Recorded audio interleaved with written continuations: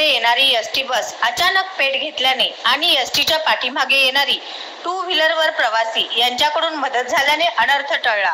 सोलापूरकडे देवदर्शन करून निघालेली एसटी बस अचानक पेट घेतल्याने प्रवाशांची धावपळ झाली। जीवितहानी झाली नसून एसटी बस पूर्णपणे पेट घेतलेली आपल्याला या ठिकाणी दिसत आहे।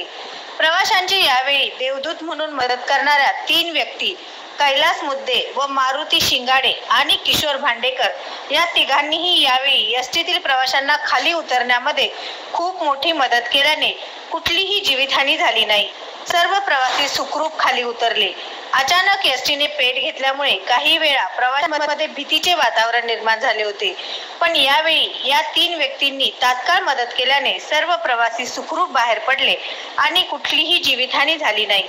सत्य विजय न्यूज, मलैया स्वामी।